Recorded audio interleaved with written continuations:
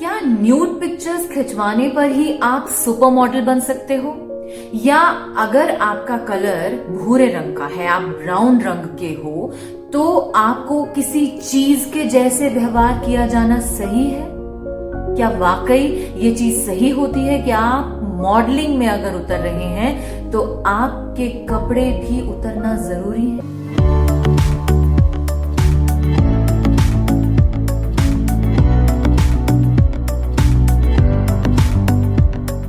Hi everyone, this is me Kriti with you and आज मेरी इस एक कोशिश और में मैं एक ऐसी लड़की की उस एक कोशिश को बताने और दर्शाने वाली हूँ जिसने जिंदगी के असल मायनों को अपने जिंदगी के स्ट्रगल से समझा है। तो इसकी जिंदगी की शुरुआत हुई जब ये इंडिया से न्यूयॉर्क गई और न्यूयॉर्क जाकर उसने सोचा कि मैं सुपर मॉडल बनूंगी।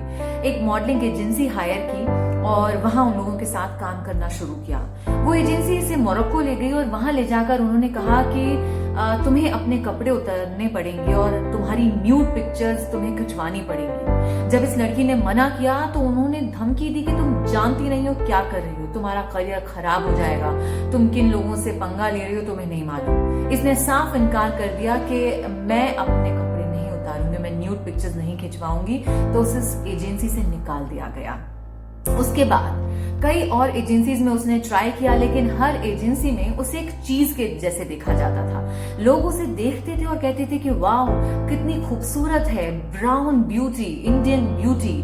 और उसे कह दिया जाता था कि ये सोफा कितना खूबसूरत लगेगा अगर ये लड़की बैठेगी, ये जो है ये कपड़े में ये लड़की अच्छी लगेगी, ये कपड़ा इसके ऊपर अच्छा लगेगा, ये नहीं कहा जाता था। उसे एक चीज के जैसे तोला और मोला जाता था और वहीं से शायद वो अपनी जिंदगी की पहचान खोती जा रही थी। कुछ साल कुछ ऐसी एजेंसीज के साथ उसने काम किया और उसे प्यार हुआ एक ऐसे लड़के से जो शायद रेसिज्म में बिलीव करता था। वो भी कहीं ना कहीं उसके रंग को जो है एक अलग नजरिए से देखता था। धीरे धीरे वो रिश्ता जो है एक बोझ में बदलना शुरू हो गया। वो लड़का उसे मारता था, पीटता था, उसके साथ जब भी उसका रिलेशनशिप रहता था तो वो बहुत ही गलत व्यवहार में रहता था। एक दिन जब उस लड़के ने उस लड़की को बहुत मार पीट के उसका पैर जला दिया तो उसने एम्बुलेंस को कॉल किया। एम्बुलेंस आई और देखा कि वो बहुत घबरा रही है because she was hyper ventilating. तो उसे एक साइकेट्रिक डिपार्टमेंट में डाल दिया गया।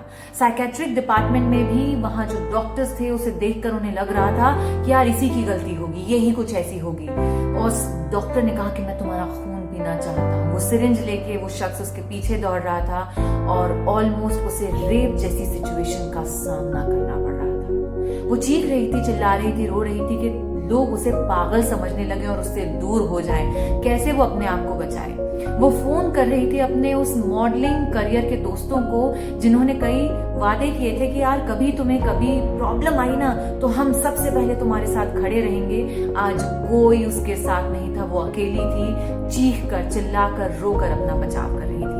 शायद किस्मत अच्छी थी कि उसी रात उस जगह का जो एक चीफ था वो बांग्लादेश का रहने वाला था, ब्राउन रंग का था।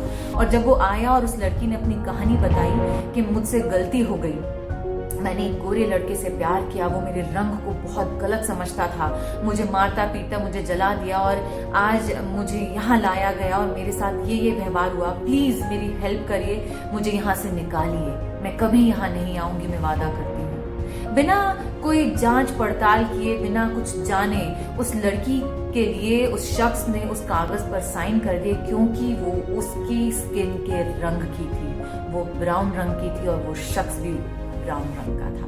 तब उसे लगा कि यार शायद मैंने अपना करियर गलत चुन लिया है। मैं चाहती थी कि मैं फेमस हूं, मैं नाम रोशन करूं, मैं अपने घर में माता पिता को बहुत प्राउड फील करवाकर यहाँ तक पहुंची थी और ये लोग मुझे कुछ समझते ही नहीं है। मेरे रंग को हमेशा जो है सबसे पहले लाया जाता है और उसके बाद मेरी इनर ब्यूटी को कोई देखता ही नहीं है।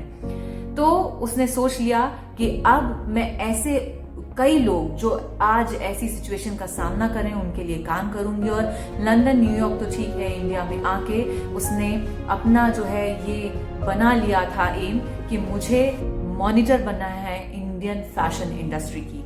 आज मैं बात कर रही हूँ निंजा सिंह देवी की, जो कि आज दिल्ली में कई ऐसे लोगों के लिए काम करती हैं जो मॉडलिंग में अपना करियर बनाना चाहते हैं, लेकिन कई अलग अलग कारणों से, चाहे वो रंग हो या फोटोशूट हो या न्यूड पिक्चर्स हो, उसके कारण ये लोग पीछे रह जाते हैं जबकि उनमें टैलेंट है। तो आज निंजा जो है शायद ये बताकर गई हैं अपनी कहानी से कि हम में वो ताकत होती है कि हम हर सिचुएशन को झेल जाएं। हम सिर्फ एक कमी की वजह से, जो कि दुनिया को, सोसाइटी को लगती है, अपने आप को पीछे खींचते रहते हैं और हार मानकर बैठ जाते हैं कि अब हम कुछ नहीं कर सकते, जबकि हमारे अंदर ही ताकत है कि हम सब कुछ कर सकते हो, चाहे हम किसी भी रंग के क्यों ना हो।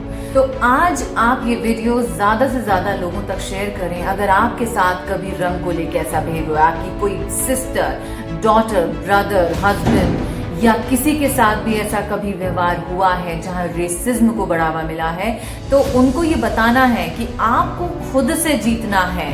अपने आप लोग आपको जीता हुआ मानने लगेंगे। हम जब खुद से हारने लगते हैं ना अपनी किसी भी चीज को कमी मानकर, तो हम कभी जीत नहीं पाते। सो आई जस्ट होप ये वीडियो आप ज्यादा से ज्यादा शेयर करेंगे, मेरे यूट्यूब चैनल को लाइक एंड सब्सक्राइब करके ऐसे कई लोगों की जीत की, स्ट्रगल की कहानियों को जानकर आप जिंदगी में सिर्फ और सिर्फ आगे बढ़ेंगे और जीतेंगे। नमस्कार।